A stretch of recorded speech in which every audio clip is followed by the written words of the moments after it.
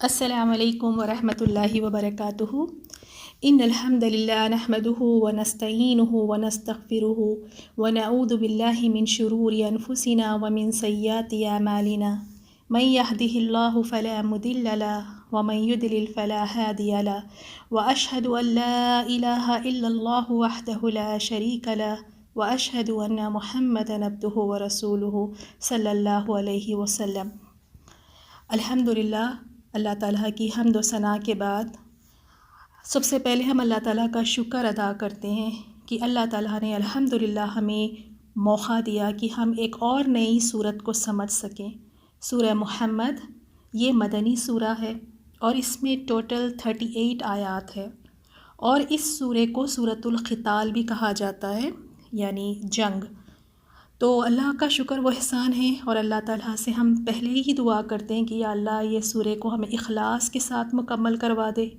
یا اللہ جو کچھ ہم اس سورے میں سیکھے یا رب العالمین، اسے ہم عمل کرنے والے بھی بنیں اور اس کو لوگوں تک پہنچانے والے بھی بنیں، آمین یا رب العالمین۔ تو شروع کرتے ہیں سب سے پہلی آیت سے۔ الذین کفروا، وہ لوگ جنہوں نے کفر کیا، وصدوا، اور روکا، عن سبیل اللہ، اللہ کی راہ سے۔ ہم دیکھتے ہیں آیت نمبر 1 اور 2 میں دو گروپس کے بارے میں بات کی جا رہی ہے۔ تو آیت نمبر 1 میں جس گروہ کی بات کی جا رہی ہے وہ کافر ہے، اور ان کا کیا کیریکٹرسٹک کیا بتایا گیا کہ یہ کافر کیا کرتے ہیں؟ صدو، روکتے ہیں، عن سبیل اللہ، اللہ کی راہ سے، اللہ کے راستے سے لوگوں کو روکتے ہیں۔ تو ان کے بارے میں کیا فرمایا اللہ تعالیٰ نے؟ اضل، اللہ نے ضائع کر دیا، اعمالہم، ان کے عمل۔ تو یہ تو کافر ہے، تو ان کے کون سے ایسے عمل ہوں گے جو اللہ نے ضائع کر دیے؟ دیکھیں، ایون اگر کافر بھی ہے تو اللہ تعالیٰ نے انسان کی فطرت میں ڈالا ہے کہ وہ اچھائی کرے۔ تو آپ دیکھیں، کافر، مشرک اور دوسرے لوگ بھی ہیں، وہ بھی اچھائیاں، نیکیاں کرتے ہیں۔ تو یہاں جو مشرکین مکہ کا ذکر آیا ہے، اور کہیں کتاب میں آیا ہے کہ اہل کتاب کے بارے میں ہیں، یعنی اہل کتاب سے مراد یہود و نصارہ، جیوز اینڈ کرسچنس۔ اور اگر مشرکین مکہ لے تو ان کے کون سے عمل تھے؟ وہ کون سے عمل تھے جو اللہ نے ضائع کر دیے؟ تو ان میں یہ تھا کہ وہ حاجیوں کی بڑی خدمت کرتے تھے اور بڑے مہمان نواز تھے۔ مہمان نوازی میں تو اپنے گھر کی ہر چیز وہ لا کر آگے رکھ دیتے تھے، بڑے مہمان نواز، اور صلہ رحمی کرتے، رشتہ نبھانا، رشتہ داری نبھانا۔ تو اور خانہ کعبہ کی بھی یہ خدمت کیا کرتے تھے، قیدیوں کو آزاد کرنا۔ تو ان میں بھی بہت ساری اچھائیاں تھیں، لیکن اللہ تعالیٰ نے کیا کیا؟ ان کے سارے عمل کو، ان کی یہ ساری اچھائیوں کو برباد کر دیا۔ یعنی اب اس کا ان کو کوئی صلہ نہیں ملے گا، اجر نہیں ملے گا اس کا۔ اب یہ ایک گروپ کے بارے میں بتانے کے بعد اب آیت نمبر 2 میں دوسرے گروہ کے بارے میں بات بتائی گئی ہے، اور وہ کون ہیں؟ والذین آمنوا، وہ لوگ ہیں جو ایمان لائے۔ اور جہاں کہیں قرآن میں ایمان کا ذکر آیا ہے، ساتھ ہی عمل صالح کا ذکر آیا ہے۔ ایسے ہو ہی نہیں سکتا کہ کسی انسان میں ایمان ہے اور وہ نیک عمل نہ کرے۔ اگر ایمان ہوگا تو انسان فور شیور نیک عمل کرے گا۔ ایمان ہوگا تو اس کو نمازوں میں بھی مزہ آئے گا، اگر ایمان ہوگا تو اس کی قرآن کی تلاوت میں بھی وہ لذت محسوس کرے گا۔ ایمان ہوگا تو اپنے رب کے لیے بھوکے رہنے، روزے رہنے میں بھی اس کو بڑا مزہ آئے گا۔ تو جب ایمان ہوتا ہے تو فور شیور عمل اس کا ہوتا ہے، اور اس کے نظر آتا ہے، اس کی یعنی ڈے ٹو ڈے ایکٹیویٹیز میں بھی نظر آتا ہے کہ یہ ایمان والا ہے۔ تو دوسرا گروہ کون ہے؟ جو ایمان لے کر آئے اور وَعَمِلُوا الصَّالِحَاتِ، اور انہوں نے نیک عمل کیے۔ ایمان لا لینا کافی نہیں ہے، صرف لا الہ الا اللہ محمد رسول اللہ کہہ کر ایمان لا کر اتنا کافی نہیں ہے، عمل بھی کرنا ہے۔ جیسے میں نے ابھی بتایا کہ اگر ایمان ہوگا تو فور شیور عمل بھی ہوگا۔ اس کا مطلب اگر عمل نہیں ہو رہا ہے زندگیوں میں، اگر ہم اچھے نیک عمل نہیں کر رہے ہیں، تو اس کا مطلب ہے کہ ایمان کہیں نہ کہیں بہت کمزور ہو گیا ہے۔ جس طرح ہمارے سیل فون کی بیٹریاں آپ دیکھیں کہ بالکل ڈرین ہو جاتی ہیں، بالکل لو ہو جاتی ہے، تو کیسے ہم اس کو چارج کرتے ہیں پھر سے؟ تاکہ یہ 100% چارج ہو جائے تو اچھی طرح سے سیل فون کام کرے۔ اسی طرح ہمارے ایمان کی کیفیت بھی ہے، یہ بڑھتا گھٹتا رہتا ہے، ہمیشہ ایک سی کیفیت نہیں رہتی ہے۔ تو ایمان جیسے ہی آپ فیل کریں کہ عبادتیں اچھی کرنی، یعنی عبادتیں کرنے میں مشکل ہو رہی ہے، سستی ہو رہی ہے، تو سمجھ جائیں کہ ایمان کم ہو رہا ہے، اب اس کو چارج کریں۔ اور یہ چارج کیسے ہوگا؟ قرآن سے زیادہ اچھا چارجر تو کوئی انسان کے لیے ہو ہی نہیں سکتا۔ یہ قرآن ہی ہے جو ہمیں چارج کرتا ہے۔ تو ایمان کی کمزوری کی وجہ سے عمل نہیں ہوتا۔ تو یہاں پہ فرما دیا گیا کہ یہ نیک عمل کرتے ہیں، ایمان لانے کے بعد نیک عمل کرتے ہیں، اور ساتھ میں پھر ایک ایکسٹرا اور ایک بات یہاں بتائی گئی کہ بیما، اور ایمان لے کر آتے ہیں کس پہ؟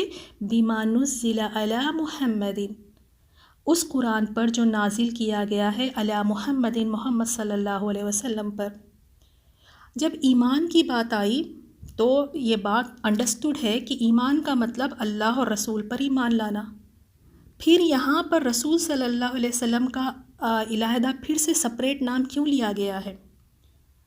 یہ اس وجہ سے کہ یہاں پہ رسول صلی اللہ علیہ وسلم کی اہمیت اور شرف کو مزید واضح کرے، اس لیے اللہ یعنی پھر سے الگ سے سپریٹ محمد صلی اللہ علیہ وسلم کا نام لے کر بتایا گیا ہے کہ ایمان لاؤ، نیک عمل کرو، اور جو نازل کیا گیا ہے محمد صلی اللہ علیہ وسلم پر اس پر بھی ایمان لے کر آؤ۔ تو اس کا کیا فائدہ ہوگا؟ ایک تو یہ بات بتا دی، اور پھر وَهُوَ الْحَقُّ، اور وہ حق ہے، یہی سچی بات ہے، یہی سیدھا دین ہے، یہی صحیح بات ہے، مِن ربہم، ان کے رب کی طرف سے۔ تو یہ بتانے کے بعد پھر فرمایا کفرا، تو اب یہ جو 4 عمل کر لے گا تو اب اس کے لیے کیا اللہ تعالیٰ کی طرف سے اس کے لیے اجر ہے؟ کفرا، تو اللہ تعالیٰ دور کر دے گا عنہم، ان سے، سیئاتہم، ان کی برائیاں۔ سب سے پہلی چیز اللہ تعالیٰ ان کی برائیوں کو ان سے دور کر دیتا ہے، مٹا دیتا ہے، وَأَصْلَحَ، اور اصلاح کر دیتا ہے، بالہم، ان کے حال۔ اب ہم نے پہلی جو گروپ تھا اس میں ہم نے دیکھا کہ ان کی تو نیکیاں مٹائی جا رہی ہے، ان کے اچھے کاموں کو مٹا دیا، اور دوسرے گروپ میں ہم دیکھ رہے ہیں کہ یہاں ان کی برائیوں کو مٹایا جا رہا ہے۔ یہ اتنا بڑا فرق کیوں ہے؟ ایک کی نیکیاں مٹائی جا رہی ہیں تو ایک کی برائیاں مٹائی جا رہی ہے، تو اس کا ریزن یہاں پہ بتایا گیا۔ نیکسٹ آیت میں ہم دیکھیں گے کہ یہ فرق کیوں ہے، تو بتایا ذالک، یہ آیت نمبر 3 ہے، ذالک، یہ بِأَنَّ، اس لیے، بے شک، الذین، جو لوگ، کفروا، کفر کیے۔ تو جو فرسٹ آیت میں تھا جن کی نیکیاں اللہ تعالیٰ نے برباد کر دی، مٹا دی، تو وہ کیوں؟ کیونکہ انہوں نے کفر کیا، اور ان کی کیا غلطی تھی، کیا گناہ تھا؟ اتبعوا، انہوں نے پیروی کی، کس چیز کی پیروی کی، کس چیز کو فالو کیا؟ الباطل، باطل کی۔ باطل کسے کہتے ہیں؟ باطل یعنی جس کی کوئی دلیل ہی نہیں ہے، بے بنیاد سی باتیں، بیس لیس باتیں جسے ہم کہتے ہیں۔ اور اللہ تعالیٰ محفوظ رکھے، آج کی امت میں تو ایسی ایسی باتیں، ایسی ایسی عبادتیں لوگوں کو بتائی جاتی ہے، بالکل اس کی کوئی دلیل نہیں، بیس لیس، بے بنیاد باتیں۔ تو جو لوگ کفر کرتے ہیں وہ تو اللہ کا بھی انکار کر رہے ہیں، اور ساتھ میں ان کے پاس کوئی ایسی چیز ہی نہیں ہے، اور وہ فالو کس کو کرتے ہیں؟ بس بالکل باطل چیزوں کی، نہ اس میں کوئی ایسی کوئی مقصد ہے، نہ کوئی اس میں دلیل ہے۔ تو اس وجہ سے اللہ تعالیٰ نے پھر کیا کیا؟ ان کے نیک عملوں کو بھی اللہ تعالیٰ نے برباد کر دیا۔ اور دوسرا گروپ کون سا تھا؟ جو ایمان لائے، رائٹ؟ تو اب ان کے لیے کیا ہے؟ وہ کیا کیا کرتے تھے؟ وَأَنَّ الَّذِينَ، اور بلا شبہ وہ لوگ جو آمنوا، ایمان لائے، وہ کیا کرتے ہیں؟ اتبعوا، یہ بھی پیروی کرتے ہیں، یہ بھی فالو کرتے ہیں، لیکن کس کی؟ الحق من ربہم، اپنے رب کی طرف سے حق کی پیروی کرتے ہیں۔ تو یہاں پتہ چلا یہ ڈیپینڈ کرتا ہے کہ ہم کس کو فالو کرتے ہیں۔ وہ فالو کرنے کی بات سے پتہ چلے گا کہ ان کے عملوں کو اللہ تعالیٰ ضائع کرے گا یا ان کے گناہوں کو مٹائے گا۔ اصل چیز ہے اتباع، فالو کرنا۔ اتباع ہوتا ہے نا کسی کی فٹ سٹیپس پر چلنا، یعنی جہاں جہاں انہوں نے پیر رکھا آپ وہی نشان پر اپنے پیروں کو رکھ کر آگے چلتے ہیں۔ یعنی اتنا فالو کرتے ہیں کہ جہاں انہوں نے اپنا قدم رکھا پیچھے آپ بھی وہی قدم کے نشانوں پر اپنا قدم رکھتے ہیں، اتنا ایگزیکٹلی فالو کرتے ہیں۔ تو پھر آپ بتائیں جب اس طرح کا کسی کو ہم فالو کریں گے تو کہیں گمنے کی گنجائش ہے؟ کہیں گمیں گے، کہیں راستہ لاسٹ ہوں گے؟ نہیں ہوں گے۔ تو ہمیں اتباع کس کی کرنا ہے؟ رسول صلی اللہ علیہ وسلم کی۔ جو رسول صلی اللہ علیہ وسلم نے کیا ہر چیز کی اتباع کرنا ہے، ایک ایک چیز کی، چھوٹی سی چھوٹی ہی کیوں نہ ہو، ایک ایک قدم پر اپنا قدم رکھنا ہے، ایک ایک چیز کو ایگزیکٹلی ویسے ہی فالو کرنا ہے۔ تو پھر ایسوں کے لیے اللہ تعالیٰ کیا کریں گے؟ ان کی برائیوں کو بھی مٹا دیں گے، جو کچھ انہوں نے گناہ کیے ہیں ان سب کو اللہ تعالیٰ مٹا دیں گے، اور وَأَصْلَحَ بَالَهُمْ، اور ان کے حال کو درست کر دیں گے۔ ان کے حال کو درست کر دیں گے سے مراد یہاں پہ یہ نہیں ہے کہ اللہ تعالیٰ ان کو اتنا زیادہ مال یا دولت دے دیں گے کہ اب ان کی ساری حالات جو بھی پریشانیاں تھے دور ہو جائیں گے، ہر چیز درست ہو جائے گی۔ یہ مال اور دولت کے ذریعے سے نہیں ہو سکتا۔ اس کا مطلب ہے اللہ تعالیٰ انہیں گناہوں سے بچائے گا، گناہوں سے بچا کر رشد و خیر کی راہ پر لگا دیا۔ اس کا مطلب یہ ہے کہ اللہ تعالیٰ ان کی اصلاح کر دیا، ان کے حال کی اصلاح کر دیا۔ کس طرح؟ ان کو گناہوں سے بچا کر، ان کی رہنمائی حق کی طرف کر کے، اور ان کے گناہ بھی مٹا دیے۔ اور اس میں یہ بھی آتا ہے کہ رسول صلی اللہ علیہ وسلم نے فرمایا کہ اسلام سے قبل جو گناہ کیے تھے اللہ تعالیٰ وہ سب مٹا دیتے ہیں۔ کوئی غیر مسلم ہے، اب جب وہ اسلام قبول کرتے ہیں تو اسلام قبول کرنے سے پہلے انہوں نے جتنے گناہ کیے تھے اللہ تعالیٰ ان سب کو مٹا دیتے ہیں، معاف کر دیتے ہیں۔ تو یہاں پہ دوسرے اور ان کا فائدہ کیا تھا کہ اللہ تعالیٰ ان کے حال کو بھی درست کر دیتے ہیں۔ اب ہم آتے ہیں آیت نمبر 4 پر۔ یہ جو آیت ہے، اس آیت کو سمجھنا بہت ضروری ہے کیونکہ یہ آیت کو بھی بہت مس انڈرسٹوڈ کیا جاتا ہے۔ کہتے ہیں کہ تمہارا اسلام تو بڑا ہی یعنی کیا کہتے ہیں، لڑائی جھگڑے والا ریلیجن ہے، اس میں تو قتل ہے، اس میں تو یہ کہا گیا ہے کہ جہاں بھی کافر ملتے ہیں ان کو پکڑو اور قتل کر دو۔ تو ہمیں اس آیت کو بہت اچھے طریقے سے سمجھنا ہے۔ ان کیس اگر ان فیوچر میں آپ کے سامنے کوئی نان مسلم ہے یا کوئی آ کر آپ سے پوچھ لیں تو آپ کو پتہ تو چلیں کہ کیوں اس طرح یعنی بتایا گیا ہے۔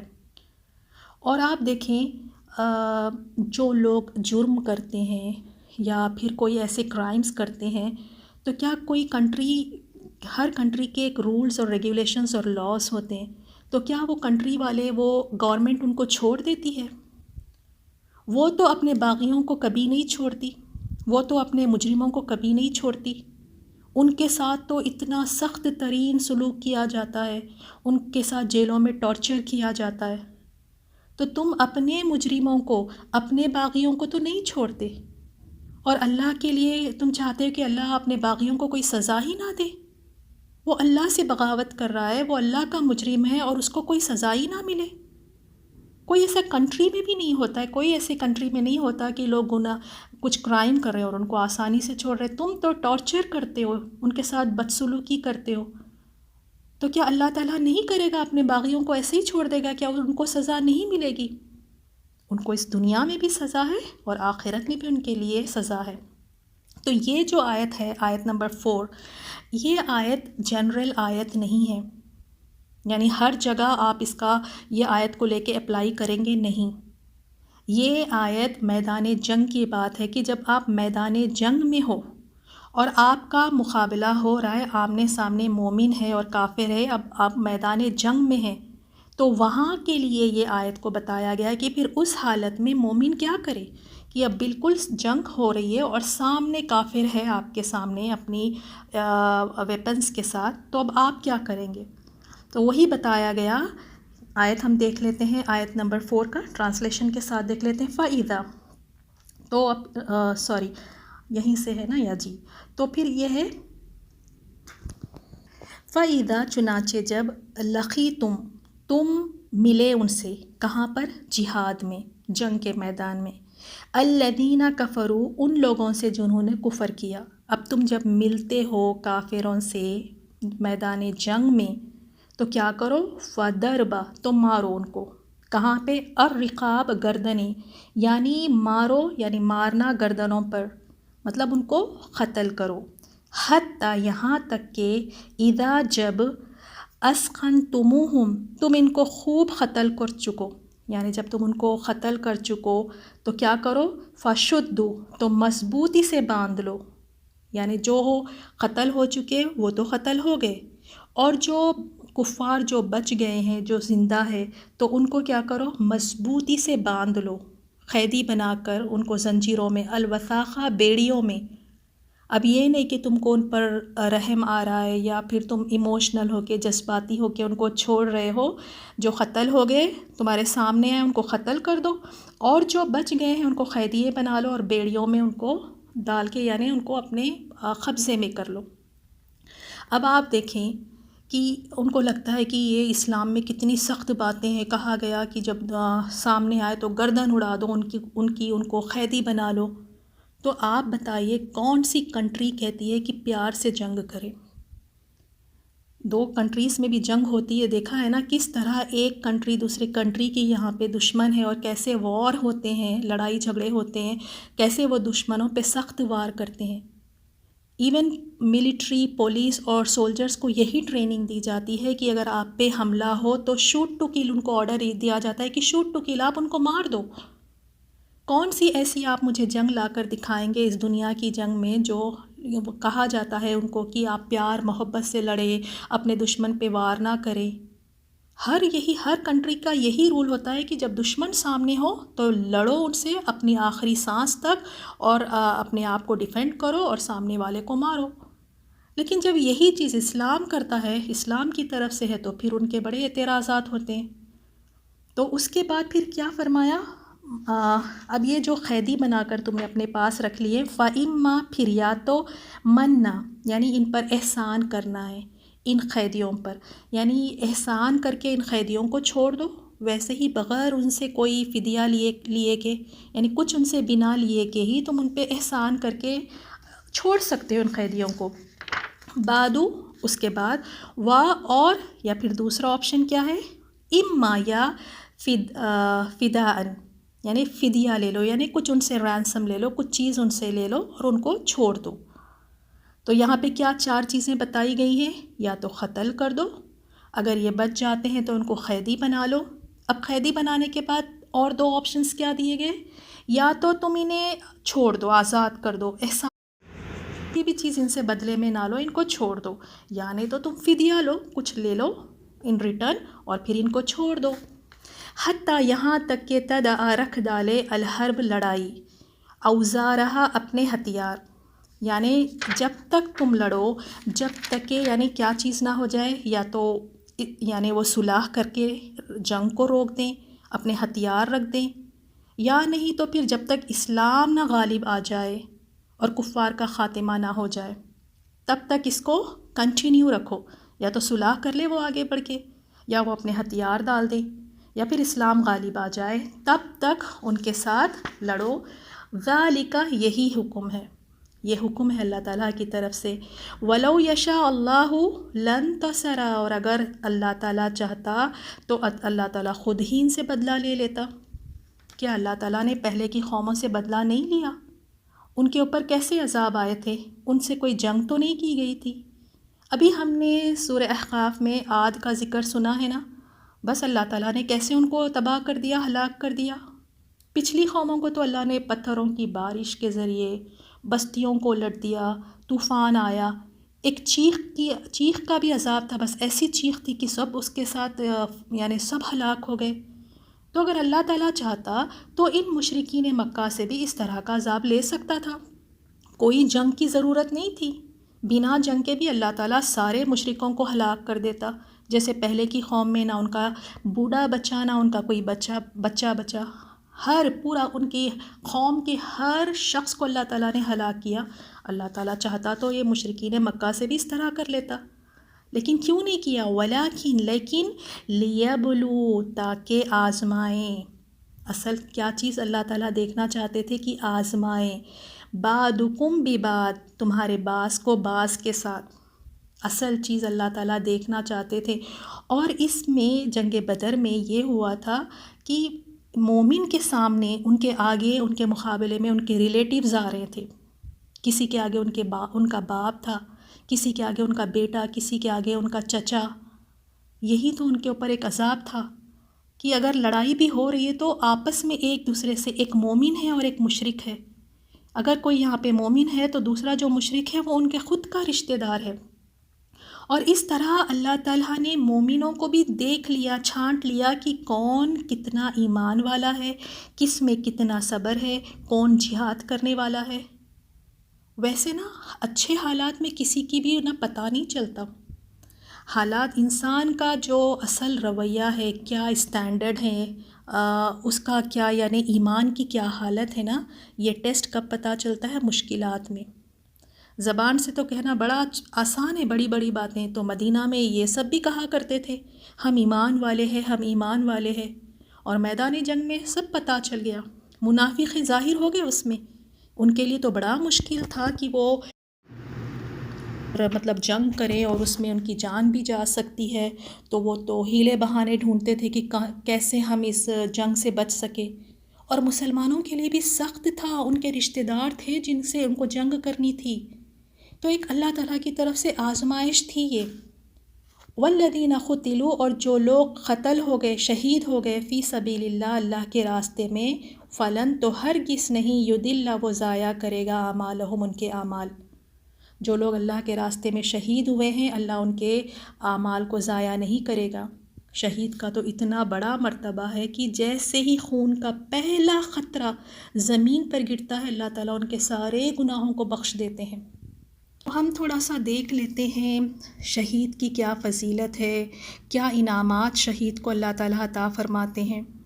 تو ترمذی کی حدیث ہے، رسول صلی اللہ علیہ وسلم فرماتے ہیں، شہید کو خون کا پہلا قطرہ گرتے ہی اس کو 6 انعامات، یعنی 6 باتیں اس کے لیے کی جاتی ہے، اس کو 6 چیزیں عطا کی جاتی ہے۔ پہلا یہ ہے کہ اس کے ہر گناہ کو معاف کر دیا جاتا ہے، اور دوسرا، اسے جنت میں اس کا مقام دکھا دیا جاتا ہے، اور حوروں سے ان کی شادی کرا دی جاتی ہے، اور چوتھا، وہ بڑی گھبراہٹ والے دن سے محفوظ رہتے ہیں، یعنی قیامت والے دن جو گھبراہٹ ہوگی، جو چیزیں ہوں گی، ان سے ان کو محفوظ رکھا جائے گا، شہداء کو۔ اور نمبر 5، عذاب قبر سے یہ محفوظ رہیں گے۔ اللہ اکبر، دیکھیں ہم جانتے ہیں نا عذاب قبر کتنا شدید ہے، تو شہداء کو اللہ تعالیٰ اس سے محفوظ رکھیں گے۔ اور چھٹا، اور اس کے سر پر عزت کا تاج رکھا جائے گا، اور وہ تاج کیسا ہوگا؟ جس کا ایک یاقوت، جو کہتے ہیں نا ہم جیم کہتے ہیں، قیمتی پتھر، روبی جو انگلش میں ہم کہتے ہیں یاقوت، وہ دنیا اور اس کی ساری چیزوں سے بہتر ہوگا۔ اور پھر اسی کی حدیث میں کنٹینیوشن میں یہ بھی بتایا گیا کہ شہید کی سفارش اپنے گھر کے 70 آدمیوں کے بارے میں قبول کی جائے گی۔ اب آیت نمبر 5 میں ہم دیکھتے ہیں، سَيَهْدِيهِمْ، ان قریب وہ رہنمائی کرے گا، ہم ان کی، اور یُصْلِحُ، اور اصلاح کرے گا، بالہم، ان کے حال کی، یعنی ان کو اللہ تعالیٰ توفیق دے گا جن سے ان کے لیے جنت کا راستہ آسان ہو جائے گا۔ وَيُدْخِلُهُمْ، اور وہ داخل کرے گا انہیں، الجنت، جنت میں، عرفہا، کہ وہ خوب پہچان کروا چکا ہے اس کی، لہم، ان کے لیے، اور ان کو اللہ تعالیٰ جنتوں میں داخل فرمائے گا، اور وہ اس کو بہت اچھی طرح سے وہ اس کو پہچانیں گے۔ صحیح البخاری کی حدیث ہے، رسول صلی اللہ علیہ وسلم نے فرمایا کہ جب جنت میں داخل ہونے کی اجازت دی جائے گی تو رسول صلی اللہ علیہ وسلم نے قسم کھا کر کہا کہ اس ذات کی قسم جس کے ہاتھ میں میری جان ہے، ان میں سے ہر کوئی جنت میں اپنے گھر کے راستے کو اپنے دنیا کے گھر کی نسبت کہیں زیادہ صحیح جاننے والا ہوگا۔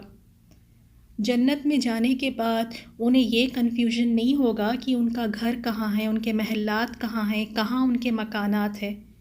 جیسے ہی وہ جنت میں داخل ہوں گے وہ اپنی گھروں کی طرف، اپنے محلات کی طرف خود بخود چل کر جائیں گے، جیسے وہ وہیں پر پیدا ہوئے تھے، جیسے وہ جگہ ان کو پتہ تھی۔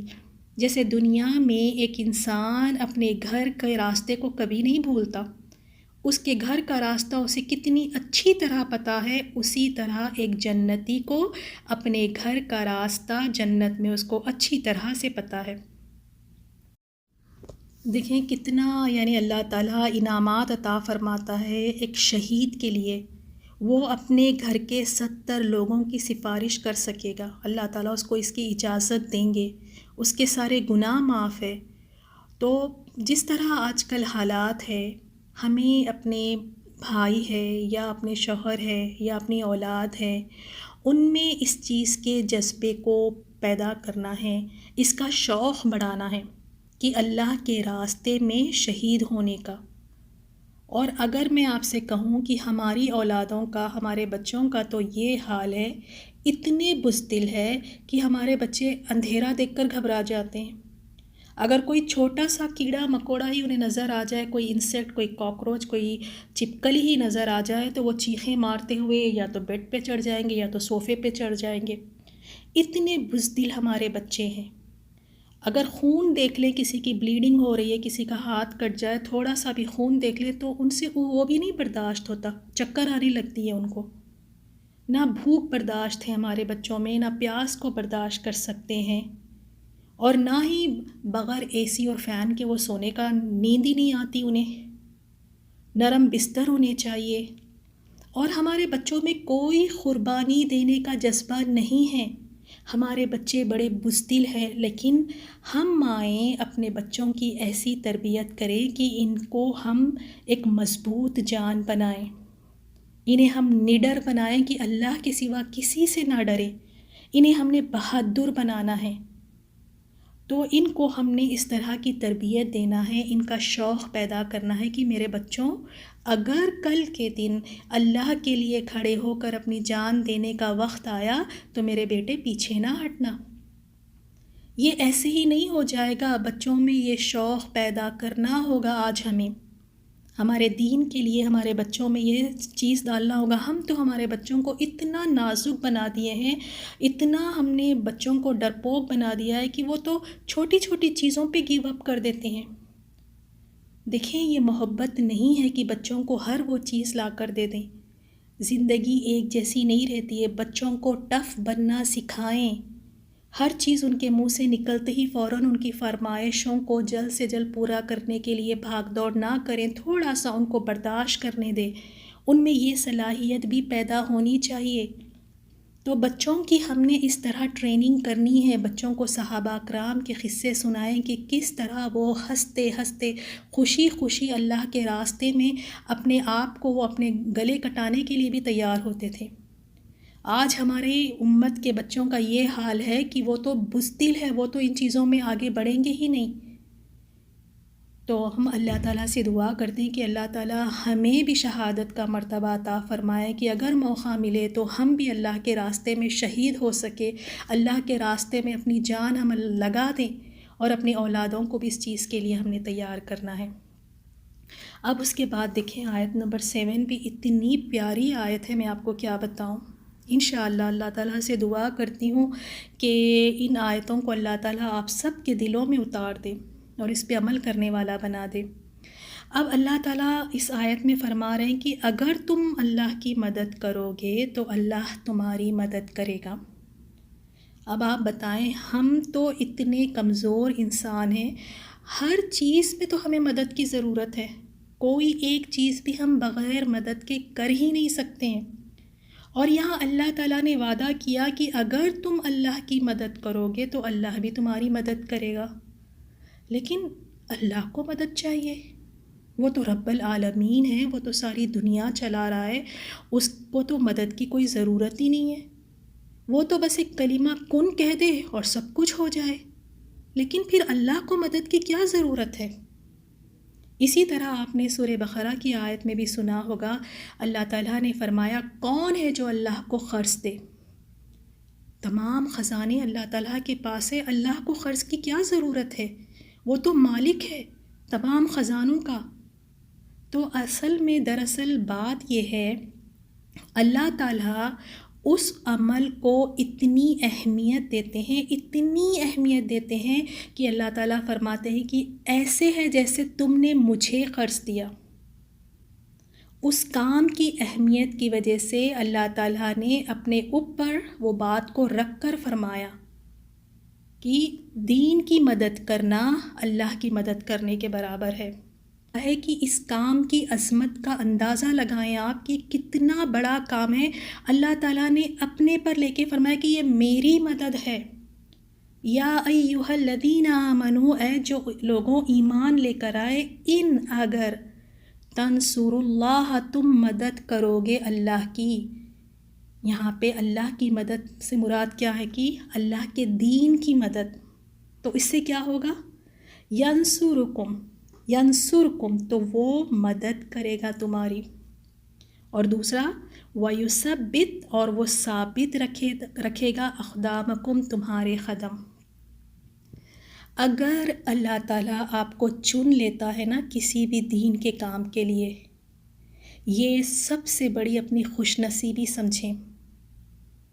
جان لے کہ اللہ تعالیٰ کو دین کی مدد کرنے والوں کے لیے اللہ کی مدد آتی ہے۔ ہم کتنی دفعہ شکایتیں کرتے ہیں کہ ہمارے کام بکھرے ہوئے ہیں، ہمارے کام ہی نہیں ختم ہوتے، ہمارے اتنے مسئلے ہیں، ہماری یہ پریشانی ہے۔ تو پھر آپ اللہ کے دین کی مدد کرنا شروع کر دیں، اللہ تعالیٰ کی مدد آپ کے لیے آ جائے گی۔ وہ آپ کے کام، آپ کو پھر پتہ بھی نہیں چلے گا کہ آپ کے کام کیسے ہو جاتے ہیں۔ وہ پھر آپ کو اللہ تعالیٰ پھر وقت میں ایسی برکت ڈال دیتا ہے کہ بہت سارے کام آپ تھوڑے سے وقت میں نپٹا لیتے ہیں۔ اللہ تعالیٰ پھر آپ دیکھیں گے کیسے کیسے آسانی اللہ تعالیٰ پیدا کرتا ہے۔ یہ آپ کام خود کر کے دیکھیں دین کے لیے، پھر ہی پتہ چلے گا۔ اگر انسان سچے دل کے ساتھ، اخلاص کے ساتھ، شوق کے ساتھ اگر یہ دین کے لیے کوشش کرے گا تو وہ ضرور دیکھے گا کہ اللہ کی مدد اس کے لیے آ رہی ہے۔ لیکن یہ نہیں کہ بس ایک بے دلی سے کر رہے ہیں۔ اور ایک تو شیطان کے وسوسے بھی ایسے ہوتے ہیں کہ ہم دین کے لیے بھی کچھ کام کر رہے ہیں تو یہ ہوتا ہے کہ ہائے میں اتنا کام کری، میرا کام تو کسی کو نظر ہی نہیں آیا، میں دین کے لیے اتنی بھاگ دوڑ کر رہی ہوں، کسی نے میری تعریف ہی نہیں کی، بندہ تعریف ہی کر دیتا ہے۔ میں اتنا کام کر رہی ہوں، میرا کام تو ابھر کے ہی نہیں آ رہا، کسی کو دکھ ہی نہیں رہا ہے۔ تو یہ نہیں، نیت صاف ہونی چاہیے، اخلاص کہ صرف یہ کام میں اللہ کے لیے کر رہی ہوں، نہ کسی کو دکھانے، نہ کسی کی تعریفیں لینے، نہ ہی مشہور ہونے کے لیے، نہ ہی یہ کہ دیکھیں بھئی کیا بندی ہے، کیا دین کے لیے لگی ہے، دیکھیں نہ دن دیکھتی ہے، نہ رات، نہ بچے دیکھ رہی ہے، نہ گھر، بس دین کے لیے لگی ہے۔ نہیں، اخلاص کے ساتھ کام کریں گے دین کے لیے تو اللہ کی مدد آئے گی، ضرور آئے گی۔ کتنے لوگ نوکریوں کے لیے کتنی کوششیں کرتے ہیں، چپل گھس جاتی ہیں ان کی، لیکن ان کو نوکری نہیں ملتی۔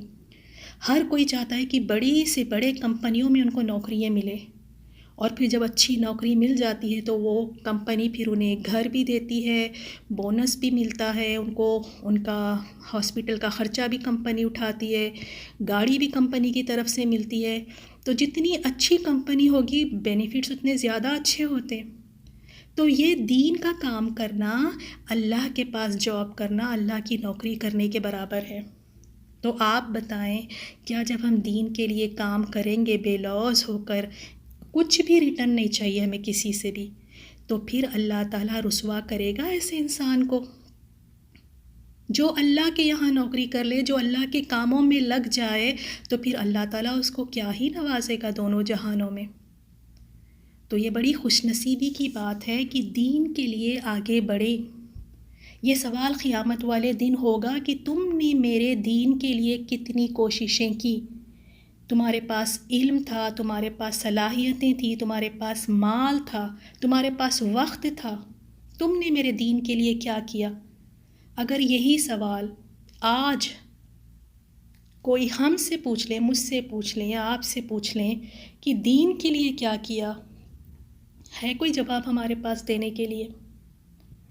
دین کے لیے ہم کچھ نہیں کرتے۔ کتنی بھاگ دوڑ ہم کرتے ہیں اپنے گھر سجاوٹوں کے لیے، دوسری اور چیزوں کے ترقیوں کے لیے۔ دین میں ہم چاہتے ہیں کہ بس اپنا نماز روزہ کر لیں، اپنا حج کر لیں، اپنا ذکر کر لیں، بس اتنا کافی ہے۔ یہ کافی نہیں ہے۔ دین کو آگے پہنچانا ہے۔ اللہ کے دین کی مدد اللہ کی مدد کے برابر ہے۔ اللہ تعالیٰ قیامت والے دن پوچھے گا تو کیا جواب دیں گے؟ جتنا بھی آپ اس دین میں حصہ ڈال سکتے ہیں آپ ڈالیں۔ اگر آپ میں بولنے کی صلاحیت ہے تو آپ اس دین کو بول کر آگے بڑھائیں۔ اگر آپ میں لکھنے کی صلاحیت ہے تو آپ لکھیں۔ آج کل دیکھیں کہ جو اسلام ایمان اور کفر کی جنگ ہے نا، وہ کوئی تلوار سے نہیں ہو رہی ہے۔ میڈیا پر دیکھیں کہ کیا علم کی جنگ چل رہی ہے۔ تو اگر آپ کے پاس کوئی علم ہے تو آپ لکھیں، لکھ کر اس سے لوگوں تک آگے پہنچائیں۔ اگر آپ کے پاس وقت ہے تو آپ کوئی ایک ایسے ادارے سے جڑیں اور اپنا وقت ان تک لگائیں۔ آپ مال ہے آپ کے پاس تو آپ اس دین کو، مال کی بھی ضرورت ہے، مال لگائیں، لیکن کچھ تو کریں، کچھ تو حصہ ڈالیں اس دین کے لیے، کیونکہ دین کو کبھی ہم نے اپنا سمجھا ہی نہیں نا۔ جس دن ہم اسے اپنا سمجھیں گے نا تو پھر اسے وقت لگاتے ہوئے بھی ہم پیچھے نہیں ہٹیں گے۔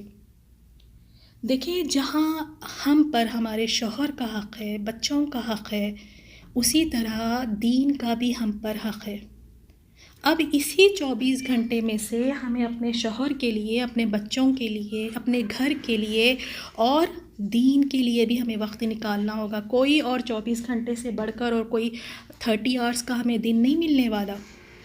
تو ہر کوئی ضرور کوشش کریں کہ اس دین کو آگے پہنچانے میں کچھ تو حصہ ڈالے۔ اور دیکھیں انعام کیا اللہ تعالیٰ اسے فرمائے گا، اللہ تعالیٰ کی مدد اس کے لیے آئے گی۔ کتنی بڑی بات ہے کہ اللہ کی مدد کسی کو مل جائے۔ جس کو اللہ کی مدد مل جائے تو پھر تو وہ کتنا پرسکون ہو جاتا ہے۔ تو آپ ضرور اپنا حصہ ڈالیں دین کے کاموں میں، لوگوں کی طرف دین پہنچانے والی بنے، کچھ نہ کچھ تو کوشش کریں۔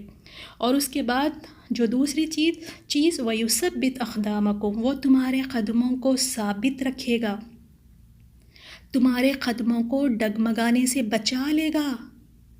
تم دین کی مدد کر رہے ہو تو اللہ اب تمہیں ڈگمگانے نہیں دے گا، اسلام پر تمہیں قائم رکھے گا، دین پر چلنا تمہارے لیے آسان ہو جائے گا، تم کبھی اس میں لاسٹ نہیں ہوں گے۔ اسلام پر، دین پر چلنا تمہارے لیے آسان ہو جائے گا۔ موت کے وقت ثابت قدم رکھے گا۔ موت کی تکلیفیں ہم سب جانتے ہیں کہ کیسی موت کی تکلیفیں ہیں۔ روح آسانی سے نہیں نکلتی جسم سے۔ ہمیشہ مجھے یہ بات اتنی ڈراتی ہے، پتہ نہیں جب ہم مرنے لگے تو کون سے فرشتے آئے ہماری روح نکالنے کے لیے۔ وہ نورانی چہرے والے، مسکراتے چہرے والے جو آ کے نرمی سے بات کہیں گے، جو آ کے خوشخبریاں دیں گے کہ اے پاک روح نکل اپنی جسم سے، یا پھر وہ خوفناک شکل والے فرشتے جو ڈانٹ دپٹ کر میری روح کو نکالیں گے۔ اللہ تعالیٰ ہم سب کے لیے آسانی کرے، اللہ تعالیٰ ہمارے لیے وہ جو موت کے وقت کی سختی ہیں اس کو آسان کر دے۔ اس وقت بھی اللہ تعالیٰ اس کو ثابت قدم رکھتا ہے۔ قبر میں اللہ تعالیٰ اس کو ثابت قدم رکھتا ہے۔ پل صراط پہ سے گزرنا یہ بھی کوئی آسان چیز نہیں ہے، وہاں پر تو بالکل اندھیرا ہے، بالکل اندھیرا۔ جس کا جیسا ایمان ہوگا اس ایمان کے حساب سے اس کو اتنا نور دیا جائے گا، اور کسی کا ایمان تو اتنا زیادہ کہ ان کو تو پہاڑ جتنا نور دیا جائے گا، جس سے ان کو راستہ پل صراط آسانی سے وہ کراس کر لیں گے۔ تو پل صراط پہ بھی اللہ تعالیٰ ثابت قدمی عطا فرمائے گا۔ اور پھر انشاءاللہ نیکسٹ آیت ہم دیکھیں، ابھی ٹائم ہے، چلو دیکھ لیتے ہیں۔ نیکسٹ آیت ہے والذین کفروا، اور وہ لوگ جنہوں نے کفر کیا، فتعسا لہم، تو ہلاکت ہے ان کے لیے۔ پہلے ایمان والوں کی بات آئی کہ وہ اللہ کی مدد کرتے ہیں تو اللہ کی مدد ان کے لیے آ رہی ہے، کیا ہی بڑی بات ہے، اللہ ہمیں ان میں شامل کر لے۔ اور اب جو لوگ کفر کرتے ہیں تو اللہ تعالیٰ کی ان پر، یعنی اللہ تعالیٰ نے کہا ہلاکت ہے ان کے لیے، وَأَضَلَّ أَعْمَالَهُمْ، اور وہ ان کے اعمال کو برباد کر دے گا، کیونکہ انہوں نے کیا کیا، کفر کیا، انکار کیا، اور تو اللہ تعالیٰ نے پھر کیا کیا، ان کے عملوں کو برباد کر دیا۔ اور وجہ ذَلِكَ بِأَنَّهُمْ كَرِهُوا مَا أَنزَلَ اللَّهُ، اصل بات یہ ہے، یہ اس لیے کہ بلا شبہ اللہ نے جو نازل فرمائی ہیں انہوں نے اس کو ناپسند کیا، کریہو کراہت کی، ناپسند کیا۔ اللہ تعالیٰ نے قرآن کو نازل کیا، اللہ تعالیٰ پہ ایمان لانے کو انہوں نے ناپسند کیا، تو اس کی وجہ سے اللہ تعالیٰ نے کیا کیا؟ فَأَحْبَطَ أَعْمَالَهُمْ، تو اس سے اللہ تعالیٰ نے ان کے اعمال کو برباد کر دیا۔ تو الحمدللہ یعنی ہم نے الحمدللہ آیت 9 تک کی تفسیر کمپلیٹ کی ہے۔ اللہ تعالیٰ سے ہم دعا کرتے ہیں کہ ہمیں بھی وہ شہادت کا شوق ہو، ہم بھی اپنے بچوں میں یہ شہادت کا شوق، اللہ کے راستے میں اپنی گردنیں کٹانے کا شوق ہم اپنے بچوں میں ڈال سکیں، اور اللہ کے دین کے لیے ہم کچھ کرنے والے بنیں۔ اپنی اپنی جگہ ہم اپنے گھروں میں بس اپنی عبادتیں کرنا کافی نہیں ہے، اس دین کے لیے ہمیں آگے بڑھ کے مدد کرنا ہے۔ کوئی آپ ایسے ادارے سے جڑ جائیں، آپ کے پاس جو بھی صلاحیتیں ہیں وہ اللہ کے دین کے لیے آپ لگائیں۔ تفسیر سورہ محمد آیہ نمبر 10 سے دیکھیں گے۔ جیسے پچھلی کلاس میں ہم نے سیکھا تھا، اللہ تعالیٰ کی مدد کرنے والوں کے لیے اللہ کی مدد آتی ہے، اور یہاں پر اللہ کی مدد کرنے سے مراد اس کا مطلب یہ ہے کہ اللہ کے دین کی مدد کرنا۔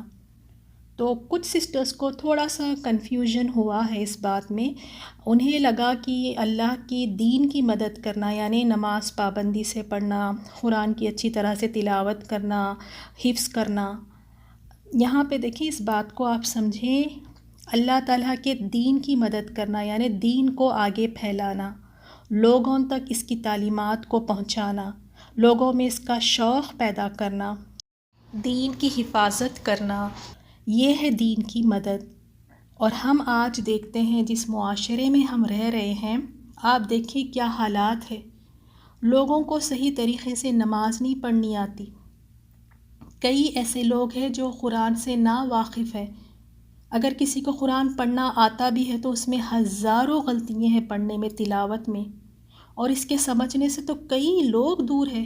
کسی کو پتہ ہی نہیں کہ قرآن میں اللہ تعالیٰ ہمیں قرآن کے ذریعے کیا احکامات دے رہے ہیں، کسی کو نہیں پتہ۔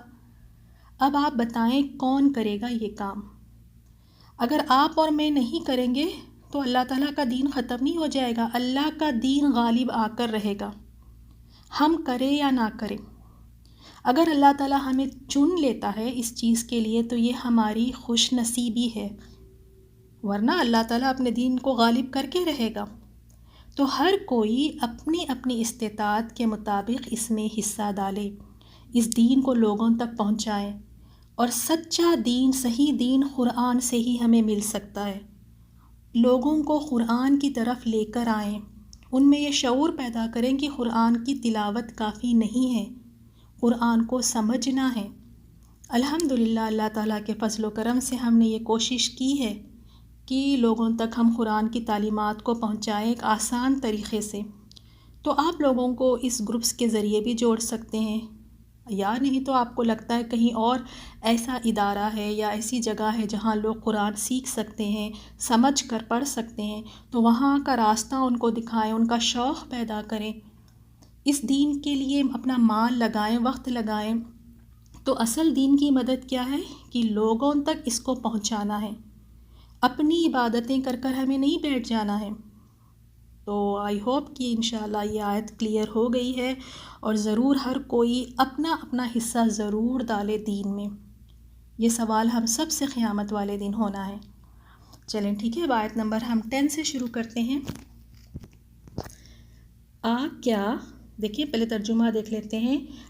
کیا، فا پھر لم نہیں، یسیرو انہوں نے سیر کی یعنی چل پھر کے دیکھا، کہاں پر؟ فی الارض زمین میں، فینظرو پھر وہ دیکھتے، کیفا کیسے، کانا ہوا، عاقبۃ انجام، الذین ان لوگوں کا جو، من قبلہم ان سے پہلے تھے، دمر اللہ تباہی ڈال دی اللہ نے، علیہم ان پہ، والکافرین اور کافروں کے لیے، امثالها اس جیسی سزائیں ہیں۔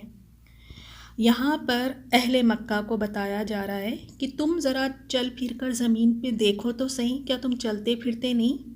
کیا تم اپنے آس پاس نہیں دیکھتے؟ کتنی ساری بستیوں کو تم سے پہلے ہلاک کر دیا، جیسے ہم نے پہلے بھی سیکھا ہے، یہ جب جاتے اپنے کاروبار کے لیے، بزنس ٹریڈنگ کے لیے، تو ان کا گزر ہوا کرتا تھا عاد کی بستیوں سے، اور اسی طرح قوم لوط کی بستیوں سے، سمود کی بستیوں سے ان کا گزر ہوتا تھا۔ کس طرح وہ اللہ تعالیٰ نے ان کو تباہ کر دیا، ہلاک کر دیا، ان کا نام و نشان نہیں ہے۔ تو کیا ان کی طرف نہیں دیکھتے اللہ نے کیسا ان کا انجام کیا، کیسا اللہ تعالیٰ نے ان پر تباہی ڈال دی؟ یہ مشرکین مکہ کو ایک جیسے بتایا جا رہا ہے کہ تم نہیں دیکھتے یہ چیزوں کو۔ والکافرین امثالہ، اور کافروں کے لیے اس جیسی سزائیں ہیں۔ اگر تم نے بھی، اے اہل مکہ، اگر تم بھی اپنے رسول کی تکذیب کرو گے، اگر تم ایمان نہیں لاؤ گے، تو یاد رکھو پھر تمہارا بھی یہی انجام ہوگا۔ اگر تم نے اپنی روش نہیں چھوڑی، تو جس طرح اللہ تعالیٰ نے پہلی قوموں کو ہلاک کیا، تو پھر تمہیں بھی ہلاکت سے کوئی نہیں بچا سکتا۔ اور پھر آیت نمبر 11 میں ذالک، یہ بِأَنَّ، اس لیے کہ بے شک اللہ مولا مددگار ہے، الذین، ان لوگوں کا جو آمنو، ایمان لائے، اور انا، بے شک الکافرین، کافر لوگ، لا، نہیں، مولا، کوئی مددگار، لہم، ان کا۔ تو یہ بھی بہت پیاری آیت ہے۔ اس کا ترجمہ یہ ہے کہ یہ اس لیے کہ بے شک جو مومن ہے ان کا اللہ کارساز ہے، اور کافروں کا کوئی کارساز نہیں۔ اس کی تفسیر میں یہ آتا ہے اس آیت کی، یہ صحیح البخاری کی حدیث ہے، حدیث نمبر 4043۔ یہ جنگ احد کے وقت کا واقعہ ہے، جب مسلمانوں کو ہار ہوئی اور 70 مسلمان شہید ہوئے۔ اس کے بعد ابو سفیان جو مشرکین کی طرف سے لڑ رہا تھا، ابو سفیان نے پہاڑی پر سے آواز دی اور اس نے یہ کہا کہ کیا تمہارے ساتھ محمد ہے صلی اللہ علیہ وسلم؟ تو رسول صلی اللہ علیہ وسلم نے کوئی جواب نہ دینے پر صحابہ کو کہا کہ اسے کوئی جواب نہ دے۔ پھر اس کے بعد اس نے دوبارہ سوال کیا ابو سفیان نے، اس نے کہا کہ کیا تمہارے ساتھ ابن ابی قحافہ ہے، یعنی ابو بکر رضی اللہ تعالیٰ عنہ موجود ہے؟ آپ صلی اللہ علیہ وسلم نے اس کے جواب کی بھی ممانعت فرمائی کہ اس کو جواب نہ دو۔ پھر اس نے پوچھا کیا تمہارے ساتھ ابن خطاب موجود ہے؟ اس کے بعد وہ کہنے لگا، ابو سفیان نے کہا یہ سب قتل کر دیے گئے ہیں، اگر زندہ ہوتے تو جواب دیتے۔ تو اس پر عمر رضی اللہ تعالیٰ عنہ بے قابو ہو گئے اور فرمایا، اللہ کے دشمن، تو جھوٹا ہے، اللہ نے ابھی انہیں تمہیں ذلیل کرنے کے لیے باقی رکھا ہے۔ تو ابو سفیان نے کہا کہ حبل بلند رہے۔ حبل ایک بہت بڑے بت کا نام تھا، تو جیسے اس نے ایک نعرہ لگایا کہ حبل سر بلند ہو، حبل سر بلند ہو، تو اس پر نبی کریم صلی اللہ علیہ وسلم نے فرمایا کہ اس کا جواب دو۔ تو صحابہ اکرام نے کہا کہ ہم کیا جواب دیں؟ آپ صلی اللہ علیہ وسلم نے فرمایا، کہو اللہ تعالیٰ سب سے بلند اور بزرگ و برتر ہے۔ اس کو کہو کہ اللہ اعلیٰ و اجل، تم یہ کہو اللہ سب سے بلند اور برتر ہے۔ تو اب اس پر پھر اس نے، ابو سفیان نے کہا کہ ہمارے پاس عزا ہے اور تمہارے پاس کوئی عزا نہیں، لنا عزا ولا عزا لکم، اور عزا بھی ان کے ایک بہت بڑے دیوی کا نام تھا، کیا کرتے تھے۔ تو کہا کہ ہمارے پاس تو عزا ہے، تمہارے پاس کوئی عزا نہیں۔ تو رسول صلی اللہ علیہ وسلم نے فرمایا تم اسے جواب کیوں نہیں دیتے؟ تو صحابہ کرام نے عرض کیا کہ اسے کیا جواب دیں؟ تب آپ صلی اللہ علیہ وسلم نے فرمایا، قولو، کہو، اللہ مولانا، اللہ ہمارا مولا ہے، ولا مولا لکم، اور تمہارا کوئی مولا، کوئی کارساز نہیں۔ صحیح البخاری کی حدیث ہے 4043۔ تو یعنی ایک بہت اچھی یہاں پہ دیکھیں کہ ایک تسلی ملتی ہے جب ایک مومن یہ کہتا ہے کہ اللہ مولانا، اللہ ہمارا مولا ہے، ہمارا کارساز ہے۔ اور یہاں پہ ابو سفیان کے بارے میں جو آتا ہے کہ ان کو یہ تھا کہ ان کے ساتھ حبل ہے، ان کے ساتھ عزا ہے، اور مومنوں کے ساتھ تو کوئی نہیں ہے۔ تو رسول صلی اللہ علیہ وسلم نے فرمایا ذرا اس کو بتاؤ تو صحیح کہ ہمارے ساتھ تو اللہ ہے، اللہ مولانا۔ اور دیکھیں یہ کتنی، یہ ایک کلمہ ہے لیکن انسان کو یہ ایک کلمہ کتنا ایک تسلی دیتا ہے کلمہ۔ اسی لیے آپ دیکھیں کافروں کے پاس، آپ دیکھیں کہ ان کی زندگیوں میں کتنی بے سکونی ہے جب وہ بیمار ہے یا ان کے پاس کوئی مصیبت آتی ہے تو وہ پریشان حال ہو جاتے ہیں، یہاں تک کہ وہ سیوسائڈ بھی کرنے لگتے ہیں۔ ان کو لگتا ہے کہ اب کچھ ہو ہی نہیں سکتا، ہمارا تو کوئی ہے ہی نہیں، کوئی سہارا ہی نہیں ہے، بالکل ڈپریشن میں چلے جائیں گے، خودکشی کرنے لگیں گے، یا نہیں تو اگر ان کی زندگیوں میں غم ہے تو اسے شراب پی کر اپنے غم کو کم کرنے کی کوشش کرتے ہیں، کیونکہ ان کا کوئی سہارا ہے ہی نہیں ان کے لیے، ایسا کوئی مضبوط سہارا۔ لیکن ایک مومن کے لیے اللہ تعالیٰ ہے سہارا، اللہ مولانا۔ تو ہمیشہ اس بات کو یاد رکھیں، جب بھی کوئی مشکل آئے، جب بھی کوئی پریشانی ہو، تو ہمیشہ اس بات کو یاد رکھیں کہ اللہ ہے نا، اللہ مولانا، اللہ ہمارا مولا ہے اور ہماری مدد فرمائے گا۔ تو یہ چیز مومنوں کے لیے ایک بہت ایک مضبوط آپ کہہ سکتے ہیں کہ ایک دعا ہے، ایک کلمہ ہے، جس سے انسان کو ایک حوصلہ ملتا ہے کہ ہاں میرا رب میرے ساتھ ہے۔ اب اس کے بعد ہم نیکسٹ آیت دیکھتے ہیں۔ اس آیت میں آیت نمبر 12 میں، اب اس آیت میں دو کرداروں کا ذکر ہے، یا ہم کہہ سکتے ہیں دو ایسی زندگیوں کا ذکر ہے، دو زندگیوں کو کمپیئر کیا گیا ہے۔ اور وہ دو زندگی کن کی ہے؟ ظاہر سی بات ہے، ایک ایمان لانے والے اور دوسرے کفر کرنے والے۔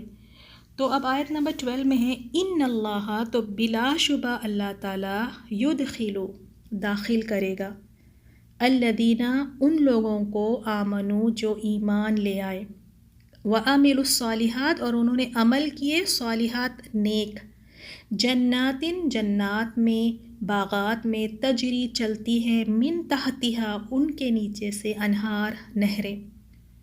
تو یہاں پہ ایمان والوں کا ذکر کیا گیا ہے۔ ایمان والے کیا کرتے ہیں؟ ایمان بھی لائے اور نیک صالح عمل بھی کر رہے ہیں، تو ان کے لیے جنات ہے، باغات ہے۔